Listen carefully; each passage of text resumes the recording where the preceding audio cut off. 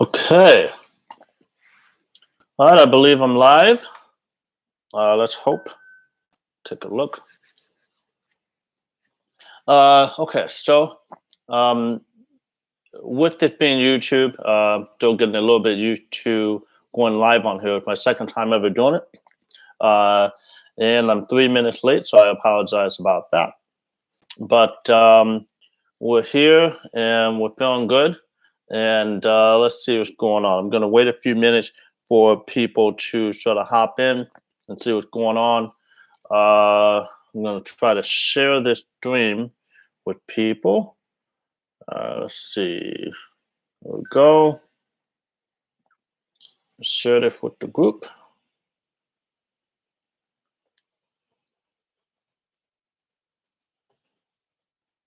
Okay. All right. Yeah, so a minute in, probably about 90 seconds, I'll start talking. I've got my water, got my headphone, and I hope you guys can hear me okay. Now, the format when it comes to these things, there we go. The format when it comes to these things, it's that, the purpose is for it to be a questions and answer session. And I like to prioritize questions that come in during this particular, live broadcast, as opposed to, questions that I'm prepared to answer whether any live comments come in or not. So if any of you have anything that you're wondering about in terms of the call center industry, in terms of the virtual receptionist niche, in terms, of business in general, I'm happy to answer those. And again, I will prioritize answering those types of questions over the questions that were sort of prepared going into this call. Now, with that said, there's no one on yet, but this is recorded, so I want to provide value to those that are hopping on now. So again, there's a few questions that came in. Welcome for the two that are coming in. If you have any questions about call center, virtual receptionist space, I'm happy to answer those calls, those questions. Okay, what do we have? Just a second here. Okay. So the first question that came in, I'm going to answer, and I guess I'll just type this here. What's the most stressful and least stressful thing about being a business owner? Okay? So that's the question I'm answering right now. What is the most stressful and least stressful thing about being a business owner? Hey, Lauren, good to see you on here. Awesome. Now I know. Can you confirm that you can hear me okay and everything like that, Lauren? And again, I'm answering what is the most stressful and least stressful things about being a business owner. Awesome. And can you see me pretty clearly as far as the video?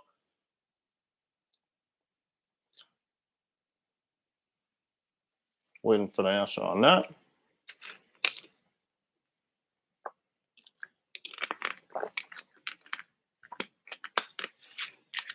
Awesome. Lauren, thank you so much for that. All right. And Lauren, I know you're a veteran now, but if you have any questions, feel free to ask me. Again, so what is the most stressful and least stressful thing about being a business owner?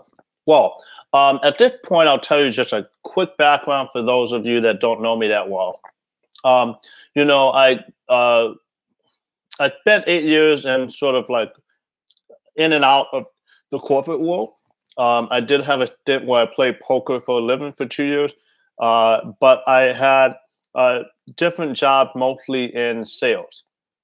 I spent time in sales and sales management, and they were just sort of, in a sense, high stress job because they were focused on performing, and you always had to be performing. And in the sales arena, especially at any of like the competitive sales jobs that pay well, It's all about, okay, what did you do this past week? What did you do this past month? You could have a fantastic month. What do you do? What are you doing this month? What you got going? So it's sort of high octane, right? And poker is sort of the same way. Like the only thing that matters is the table you're sitting at. Your win don't make it like a higher chance for you to win at the specific table you're at. So you're always working hard for every dollar that you're making, so to speak. So when it came to getting into business, some of the things that are very stressful for a lot of people, or in a sense, were less impactful on me in terms of my mindset. Namely, there's a lot of little things that if you don't have the right mindset, can be a big problem in terms of how you think about things, how you let them affect you, what you take personally, right? Um, Whenever you start any type of business, especially for new entrepreneurs, there are people that are going to test you. There are people that are going to do things that are taking money directly out of your pocket. And there are people that are going to try to get over on you. And frankly, even if it isn't malicious, you're going to run into people that just do not align with the type of customers or whatever your business model intends to serve. And so when there's a disconnect there, it can be pretty frustrating. You put a lot of effort into winning a client and sort of have a client that doesn't understand or that, talk bad about your business, maybe for something that wasn't your fault, right? It's very frustrating. Also, in terms of serving clients, especially when you're getting your stuff together, there's things that can just go wrong unexpectedly, right? I've been consulting on a company. He was in a situation where someone like had an idea that would have been a very lucrative sort of client agreement. They talked pretty much every day about how they were going to get it going for months.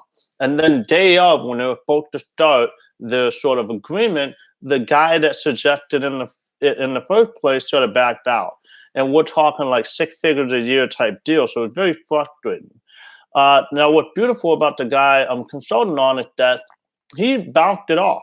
What he did was he took the idea that was brought to him by a potential client, and when that client backed out, he thankfully already had a few people that, were other clients of his that he could slot into that same scenario that would want to have that like a similar sort of agreement. And so, he hired all these employees in anticipation of that working relationship with a specific client. Those employees were hired, were ready to go. And now those employees for a second had nowhere to go, but now they're going to be headed to another client that both of us agree is probably going to be a better client anyway. Hey, Flo, welcome, man. Good to see you on here. Um, so those types of things, when those types of things happen in business, uh, it really is impactful, or maybe not so impactful, based specifically on how you take it. And Flo, once again, the purpose of this call, I do it every week. I just started doing it on YouTube Live. It to answer any questions that you might have about call centers, about business, about the virtual receptionist niche in the call center space. Um, so in with all of that said, that very long sort of disclaimer, I do believe that how your attitude and mindset about certain things is the largest determinant as to whether or not a specific situation would be stressful for yourself versus being stressful for other people. In my personal experience, generally the most stressful thing about being a business owner is that everything falls on you, right? No matter what you do, whenever there's anything that happens that's frustrating, if there's anything that is a problem, is a fire, you're the one that has to be the fireman and put it out. There's not someone that can step in and save you. Yes, sure, there's mentors, but if there's not someone that has a majority ownership of the company, you should be in a situation where you are where the buck stops, you're the person that solves the problem. That can be very stressful, right? And so my favorite saying on this is that the best thing about having a business is that you can do whatever you want to do. The worst thing about having a business is that you can do whatever you want to do. So having, everything on your shoulder can be a big deal, especially if you have employees, right? You're paying salaries. Those salaries are supporting families. People are putting food on the table as a result of your venture, the thing that you're working on. I think I cut off for a second. If people are like sort of, paying bills and paying rent and paying crucial bills because of your business, and your failure affect more than just you, that can be pretty freaking stressful. Now, the least stressful thing is that, especially with the businesses that I've been working on, especially in the last several years, I can have a lot of control of my schedule. On a daily basis, I have a lot more zen than I did when I was in the job world. Um, I don't have someone telling me to do something that I don't want to do. Those types of things had a huge impact on me emotionally. I really didn't want to do things for people that were employing me, especially if I didn't agree with it or it was just something I didn't want to do, but you don't have a choice. I honestly used to say that certain jobs are sort of like modern day slavery. You have to do whatever that person employs you to do, or else you could end up in a situation where you starve to death because you can't eat and take care of yourself. So you're doing something you don't want that you're sort of forced to do because that's the only way you can make money at that time. So, the least stressful thing is not being in that situation anymore, had an opportunity to make more money than I've ever made with any job I've had, and just having control of my time. Okay, so another question that came in. Let's see what we got. Tips on choosing the right phone system for your business. Okay, let me type that in the chat. Right, and I think I might have answered this a little bit last week. The right phone system for your business. Now, I know there's going to be certain people that watch this that care about, what are the phone systems I should be using if I start a call center. In fact, somebody asked me that today. Now, frankly, I'll give a few tips about what I think goes into the right phone system as well as the vendor that I recommend. Okay. Now, when it comes to phone system, obviously the type of call center that you're running has an impact on what you should be looking for in terms of the phone system.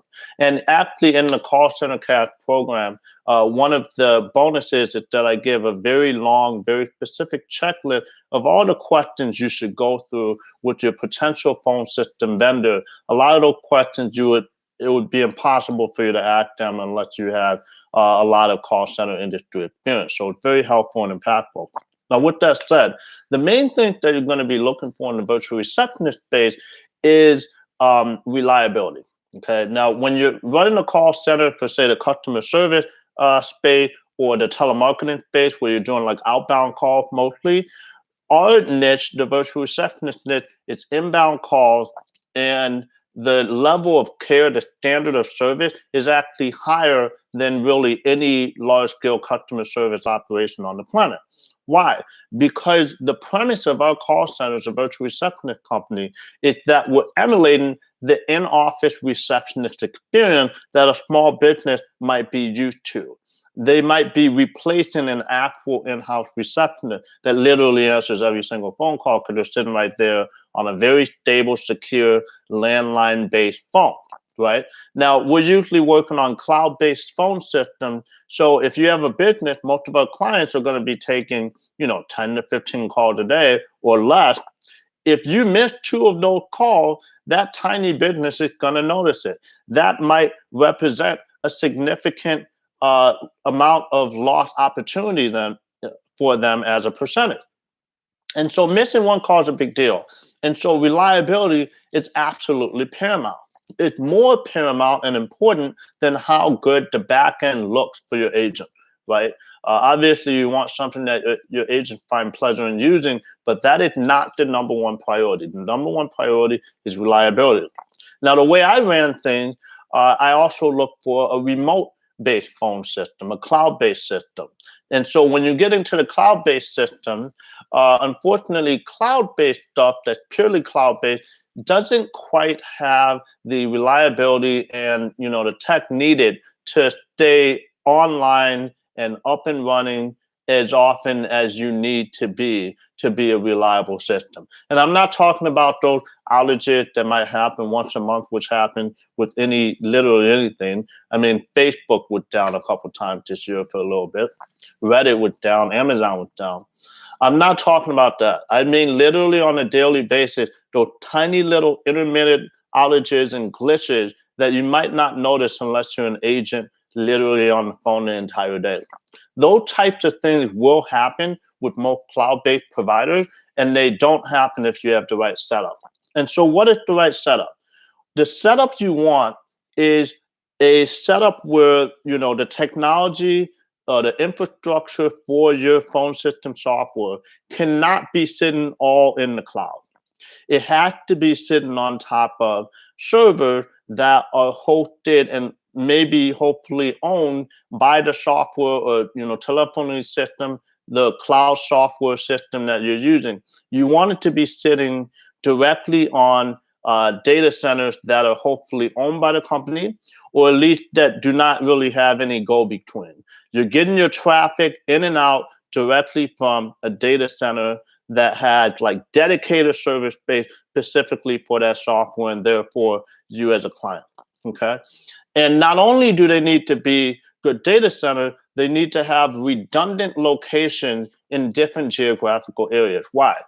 Say you have a location in Houston, which is where a lot are, like in Texas. Well, Texas had a giant power outage not too long ago. Half the state of Texas was affected by it and impacted. And so if you have your one server space or data center in an affected area that could have been, consumed by an act of God, there could have been some type of natural disaster, flooding, whatever. If it's down, then your traffic needs somewhere to go. So if you have what's called a redundant data center somewhere else in a different geographical location, not just within that, territory, but somewhere else, right? Then, then you have security and stability for those acts of God. And you put yourself in a situation that you can be up and running, even if one of the data centers or more are down. Lauren is out in Texas. She said she had no power for a week. The guy actually that bought Vicky Virtual last year, he was out in Louisiana. They were without power for an entire month because of a huge hurricane that hit around the Lake Charles area where he lived. It's really intense. And so the act of God, it might not seem like they occur very often, but they occur a lot more often than you would realize, especially when you're constantly reliant on that stability. So the infrastructure that the phone system is using is absolutely paramount. Two, you do want some level of usability. If the agents are completely frustrated on a day-to-day basis with what they're using, then they're going to burn out, they're going to be frustrated, and you're going to get higher turnover, right? So you want something that your agents are okay with using. The easy way to figure that out is to, watch a demo, try to get some type of testimonial.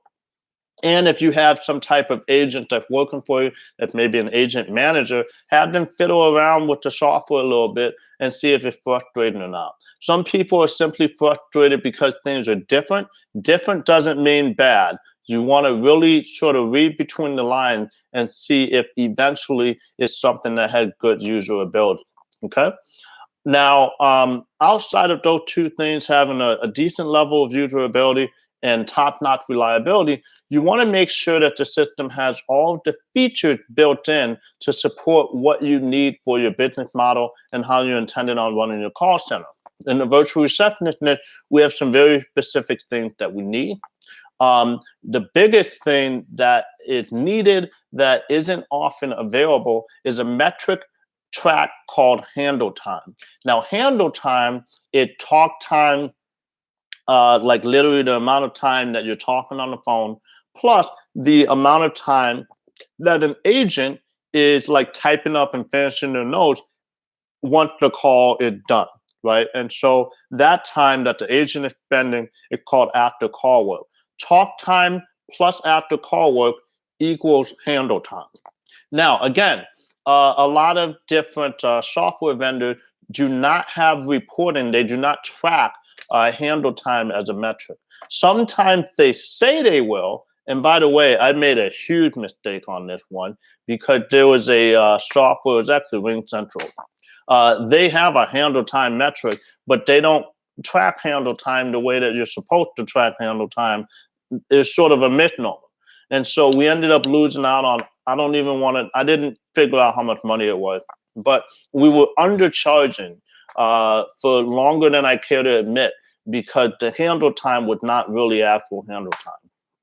So the third thing would be making sure that you have the features and functionality that you need in the software. Do not sort of like try to skate around on this. I don't recommend piecing too many different software together because then it can be harder to do things right. And again, it's impossible to track if those things aren't, built directly into each other. Now, with that said, for the virtual receptionist space, and I talk about this in the course, but I recommend Five9. Five9.com is a fantastic software. Now, I'm not going to get too much into this, but Five9 has some cost. It's one of the more expensive ones out there. Considering the caliber of software that it is in line with actual competitive software, like, within the caliber. So the pricing's in line with that. But within the entirety of the call center software, contact software space, it's on the higher end. But it's also more robust. It has more stuff. But anyway, so Five9 has an implementation fee.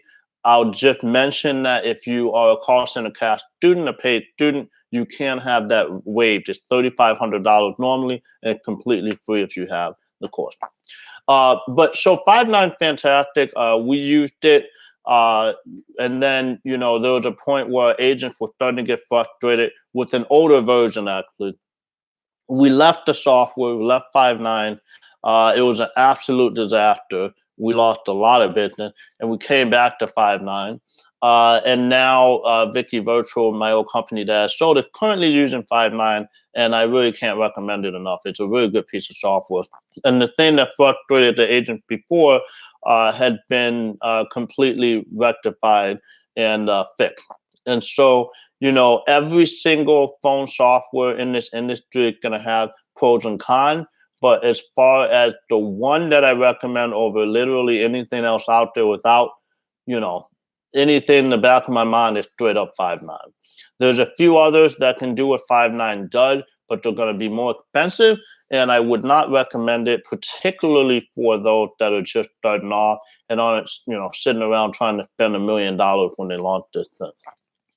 Okay, so I hope that was a thorough answer for that. Let's see. We've also got what types of companies did you see using the call center the most? Let me type that in. What types of companies use this type of service the most? Okay, so that's a really good question. And that's something that comes up a lot as well. And I'll just sort of answer this sort of quickly. The main industries that we serve in the virtual receptionist space are going to be legal. So that means like law firm. It's going to be like financial, like, I don't know, accountants, financial planners, CPAs, that type of deal. There's going to be people in the marketing space, especially digital marketers, that need support. Lauren knows what I'm talking about. They need support in terms of call center services, typically for their clients, or maybe to field call, because a lot of digital marketers don't like to just be on the phone all the time. But it is a nice way to stand out to actually have a phone number where people can reach the company. Another industry is pretty much anything in the local service space. So like, plumbers, HVAC, landscapers, painters, contractors, cleaning companies, that whole sort of space of companies. They obviously are a great fit for this type of thing because they like to save a lot of money. It's the type of thing that, typically the request and the things the agents are doing are relatively simple. And it's just a really good fit for this type of business model. What else? There's manufacturing companies that use our services. This was not actually mentioned in the course, but there are trucking logistic companies that need dispatchers, and dispatching is usually pretty easy and fits in line with the business model. And Also, if you go as far as having or being like sort of HIPAA compliance, you can serve the medical community as well. So we're talking doctors' offices and clinics and such. We didn't go after that, but we did end up with some doctors' offices that were clients that did not, the way it was set up, we did not have patient information. So that was good, or medical history. Um, there's certain things that you can do when you're pursuing different companies in the space. What a lot of the more successful students that have come through our program do is they will pick one or two industries and go exclusively after those. That way you can sort of streamline your marketing, streamline your efforts in terms of your messaging, like everything. And when you're talking to the same type of potential client over and over again, the questions are pretty similar. And so you get much better, much more quickly in terms of the objections that'll come up and how to handle them, right? And then finally, you get testimonials once you have clients, and those testimonials are going to be within that industry. And so when you're approaching new people in the same industry, you can point them to people in the same industry to say, hey, I'm also a plumber, and they do a good job for us as well as other plumbing companies. Clients want to work with companies that speak to them and that, say, hey, we literally are the one for your type of company. It's the type of thing that allows you to stand out amongst the sea of competitors. Okay. So I hope I answered that question. And again, if any of you guys have any questions, feel free to ask. I know there's like 6 concurrent right now, and people are flowing in and out, counts going up and down. If any of you have any questions during this live, feel free to ask. I will answer it in depth right now. Now, the last question I was sort of written down going into this is, what state do you think succeed the most with this type of business? What state do you think succeed the most? I'm going to type that in. States. I'm going to say what places. What places would you say succeed the most with this type of business? Okay. There are some people that ask me about, hey, so geographically, I'm looking to serve. There was somebody that literally just like yesterday. Geographically, I'm looking to focus on this area. What do you think about that, right? There was somebody that wanted to focus like in New York, and people are like, oh, well, I'm located in California, and I'm looking to serve people in California. I think it would be nice that it's local. What do you think about that? Now, what I think about that is that again, a lot of people that are more successful in this space are doing it by niching. They're niching down, right? Technically, you can serve pretty much anywhere in the world because this is a thing where as long as the business needs their calls answered and they're happy with the language that your agents are speaking, which is probably going to be English for all of us. If they want English-speaking people handling the phone, then they're okay with your price point, then they're technically a good fit for the service. Now, with that said, though, there's a couple ways in which to niche that can make your life a little bit easier. One is to niche, of course, with an industry, like I said just before, or you can niche geographically. Okay. Now, I do think there are some things that can be limiting in terms of the geographical component, even more than the industry component. But it can be nice to approach local small business owners and say, hey, you know what? I'm in your area. I'm local. I've got this going on. How would you like to work together or whatever, right? And so, I think it is a decent idea, a good idea to go after companies within the location that you're in. Now, with that said, I don't think, and I certainly don't have the data to say that a particular place or a particular state is going to do better than others, right? I think different places have different dynamics, and you would be wise to sort of try to lean into those dynamics and make them work for you. Use them to your advantage in whatever way you can, right? Let's say in Texas and in Florida, there's a decent amount of those that are bilingual. So if you have a bilingual service, then maybe you want to focus on those areas, right? California as well. If you have, that sort of Midwest charm and you want to focus on companies in the Midwest, great. New Yorkers, especially in the city of New York, it's almost like its own economy. They have a lot of money there. They can be a tough nut to crack, but there's a lot of money there. So, maybe if your pricing is a little bit higher than normal, you could focus on that market because affordability on average is going to be less of an issue, right? Um, there's ways to approach the different potential geographical areas that you might be looking into. So if you have some consideration for the dynamics and specifics of that market, then you can make that work in your favor. And that's really the best way I can answer that. I don't know anything in terms of if I'm located here. I'm in Chicago.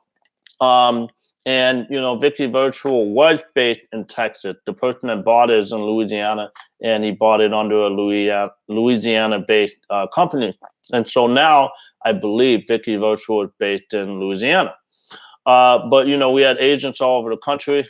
We had clients really internationally as well, all over the country, as well as in Canada, which is technically international. But we had clients, across the pond.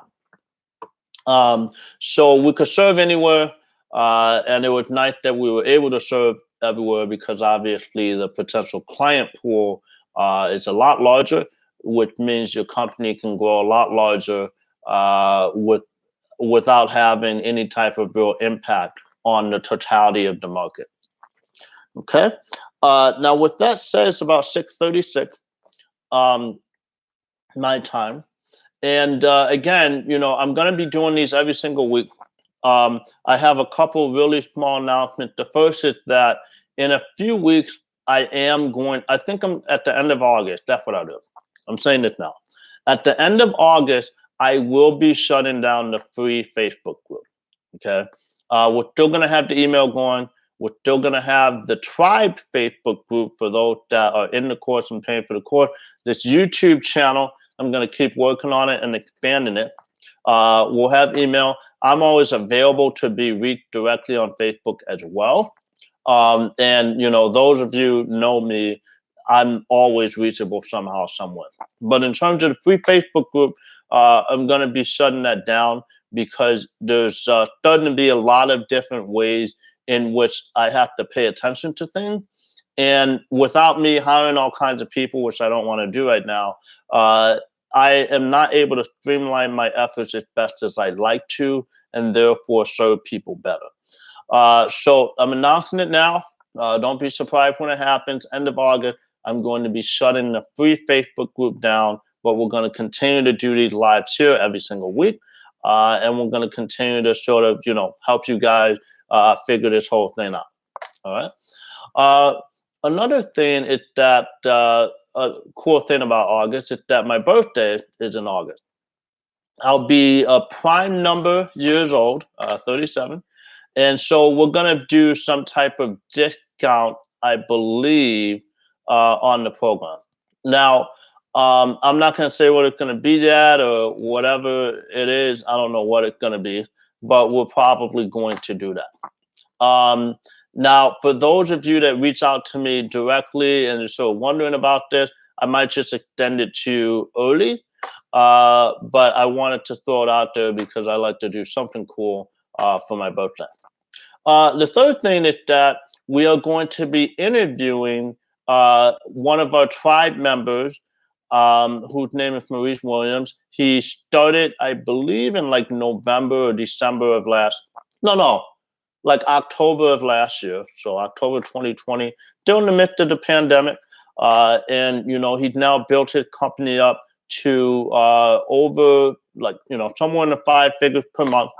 And the cool thing is that he's been able to do that, and a lot of our tribe members are looking for a way to improve other people's lives. And so he built the first software that had been made specifically for those that are working on trying to build this type of company. So, I've always was wondering when the first tribe member, when the community would evolve to the point where someone would build a software offering specifically for what we're working on. And Maurice was the first to do it. It's a really cool tool. He's offering it for free. And if you're in the tribe, you know what I'm talking about. But we're going to be interviewing him this upcoming Friday at 3 p.m. Eastern time, 2 p.m. Central, noon Pacific.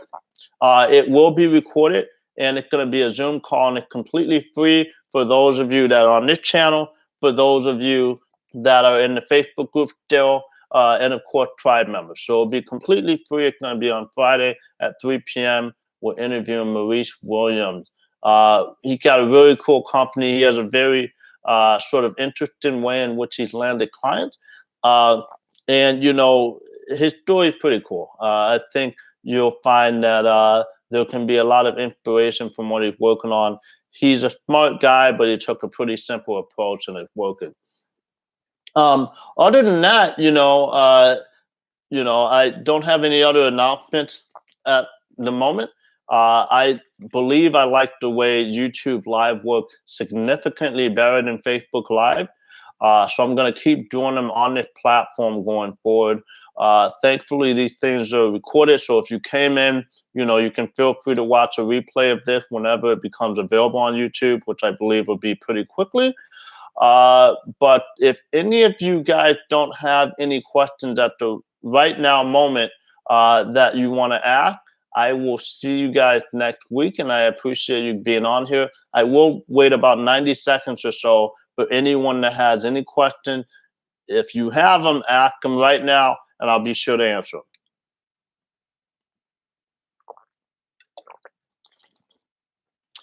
And then for those of you that have just joined in, the questions that I answered so far today are in the chat. I'm not quite sure how far in the chat you can see if you come in late, but I'm assuming you can see the whole thing. Again, this is recorded. Okay, good question. Bomaro Rayo, have you ever heard of the TalkDesk platform? Great question. Yes, we have. TalkDesk was actually the second phone system that we used while running my company, Vicky Virtual. And TalkDesk is interesting because they're the perfect example of a software that looked great. We always say the 21st century software. This is like the 2010th century software. And so it's like the largest one, or sort of the front runner or the poster child of the newest iteration of cloud contact center software providers. Now, the issue I have with TalkDesk, outside of the fact that it looked great, as a pro, the issue is that the reliability isn't what we want or need. Also, they don't have all the features that you need just yet. To give you perspective, I used it as the second software vendor out of 5 that we used while running Vicky Virtual. And we slowly noticed that we were having issues. We didn't recognize how many issues there were at the time because we were a new company figuring things out. And frankly, I didn't have a mentor like myself when I first started working on this. Hey, Annette, good to see you in here. Any questions you got in that, please ask. Now, the problem with TalkDesk, and I'll sort of shorten this up here, is that we were missing a bunch of calls. The other problem with TalkDesk is that we weren't able to track things accurately. So basically, when a call ends, so say the talk time on a call is technically 5 minutes. Like the caller's on the phone with your agent for 5 minutes. And then your agent transfers the call, on behalf of your client, right? You're taking a call for a law firm. Someone calls in and says, hey, I want to talk to the lawyer. Your agent transfers that caller to your lawyer, who's the client of your call center. Once the call gets transferred, TalkDesk continues to track that call. Whether it's recorded or not, they still track that call. And so what happens is that when you try to run a report and you're really wanting on the report the 5 minutes that the agent was on the phone, it might have factored in the additional 15 to 20 minutes that the lawyer client was on the phone with the original caller. And so the minutes come in and it's inaccurate. If you want to charge for after you transfer the call, fine. It's not going to work very well for your business, but you can technically do that. But what we're looking for as far as talk time accuracy was not what TalkDesk would provide. Moreover, again, we charge in our business model, we prefer to charge based off of handle time. Again, handle time is talk time, actual talk time, plus after call work, which is the amount of time an agent spends completing their notes and then sending off an email regarding the call summary of the call. And so handle time is not a metric that is tracked by TalkDesk. The third thing is that TalkDesk, they might have changed this, but certainly when we were using it, they were sitting on top of Twilio, built on Twilio, and Twilio is on top of Amazon Web Services. So there's TalkDesk, which is on Twilio, which is on AWS. Now, AWS on the surface sounds like something that's completely reliable and amazing, but frankly, it isn't, at least not for this use case, for this thing. We were missing, I don't know how many calls the first time around, but when I had a different company, a virtual assistant company, they were Philippines-based, we had 22 people that were working full-time for us, and we brought all of them on the TalkDesk at the same time, and we immediately started missing 30% of every single set of calls that came in. So out of 100 calls, 30% were missed while using TalkDesk. And what was even worse was that a lot of those calls just evaporated into thin air. They weren't even registered in the system. So someone would call theoretically, one of our client companies, and it wouldn't say, oh, ringing, and then it hangs up and it's missed. It would literally not show up at all. The caller would experience some type of clicking and then a hang up. And on the TalkDesk side, it didn't register as a call. And so we couldn't track it because we didn't know it happened. So you can imagine how impactful and how bad that would be. So it was a disaster. We switched over to RingCentral because for that company, RingCentral was sufficient. For the virtual receptionist niche, TalkDesk was absolutely subpar. Looked fantastic. They raised $100 million on a $1 billion valuation, and I'm sure they eventually headed somewhere great, but they're not there yet. So I hope that answers your question, Bomaro Lyle. Any other questions we've got? I'll stick around for 90 seconds again for anyone that has any final question. Oh yeah, no problem. Hope that was helpful for you. And I see there's 12 of you on here. Any of you have any questions at all, feel free to ask. I'm going to stick around for a few more minutes. You can ask anything about call center. You can ask anything about the virtual receptionist company, or really just about business in general. Happy to answer. And again, all of this was recorded. I'll be doing these every single week. We're doing it on YouTube Live, which seems to be a really good platform for this, because YouTube, I've been reading a book on it. They take in over, I can't remember. I think it's 500 hours of video every single minute, which is absolutely insane. And the amount of video that's watched every day on YouTube equates to 1 billion minutes, and I just want to say this. If you had a movie that started in the year 1 AD and it went continuously from the year 1 AD to today, and it literally never ended, that's the amount of time that it's watched every single day on YouTube. So to have a platform that can handle that level of intensity, that level of watch, yeah, it can handle a simple live video. Facebook can't, but YouTube can. Okay. HH, what kind of marketing would you suggest if you were going to start again? I would actually do something completely similar to what I actually did. When we started our company, we were in a niche. We had a cleaning company. And so we looked out and sought out other cleaning business owners. And we said, hey, we have an answering service for cleaning companies by cleaning companies. And so we were immediately able to attract cleaning business owners because they knew intuitively that we understood their business needs, and therefore our agent would presumably be equipped to answer calls in a way that would beneficial and helpful, uniquely beneficial and helpful for a cleaning business owner. We also did a pre-launch, which we announced what we were working on was upcoming. And we had like an email list going so that by the time we launched, there were people that were just ready to go, ready to work with us. So day one, we had clients, and then we went from there. We focused on content marketing the first time around, which I still recommend very strongly now. We just grew from that and ended up having incoming clients as a result of that. Okay.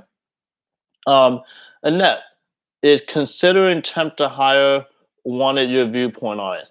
I think it's a good thing. When it comes to the whole sort of 1099 versus W-2 scenario, as you know, I'm sure you know Annette, and Annette's one of our tribe members. As I'm sure you know, Annette, there's a situation where if you keep people permanently 1099 and they're working at call center agent in this context with this business model, it's not entirely legal, right?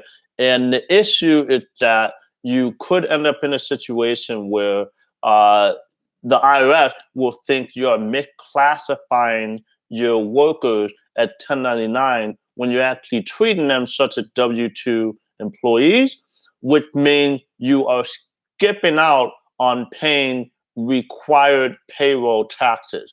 And so the IRS, they always care about collecting the amount of revenue that they feel that they're owed, and they do not miss out on that. So you want to make sure that when you're treating your people like W-2 employees, that you're paying them as W-2 employees. And so a way to sort of save some money in the interim and not overly commit to agents that you might not keep around, having some type of defined period where they work as a temporary 1099 worker, say for 3 months, and then if they make it through that, say, probationary period, they become a full-time W-2 employee. That falls within the law, and you're in a good situation as a result. You don't overly commit to someone that you don't see working for the company long-term, and so that limits your exposure, limits your risk, and puts yourself in a good situation. So I think that's a good move. Funnily enough, no one had brought that up before. Like literally no one has ever brought that up before. And I think that's a good move. So, all right. Any other questions at all?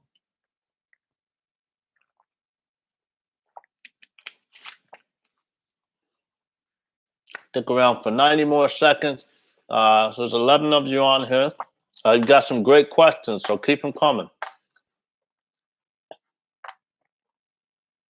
And again, for those of you that are just hopping in now, we do this every single week. I've been doing this already for a year and a half. 3 days from now will mark exactly 18 months since I've launched this program.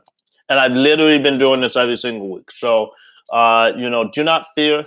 If you don't end up asking me anything right now, you can either sort of comment on this video later or message me directly, or comment in the Facebook group while still there, and I will get to answering your question, as I'm happy to do so. All right, so I'm just going to announce one more time before I go.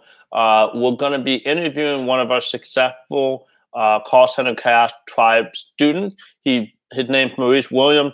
He built a company to 5 figures a month, profitably. And he did it without putting in a lot of money up front. and really using a very simple approach. So we're interviewing him this upcoming Friday. So in 2 days at 3 p.m. Eastern, it's going to be a Zoom call. I'll send out a link via email.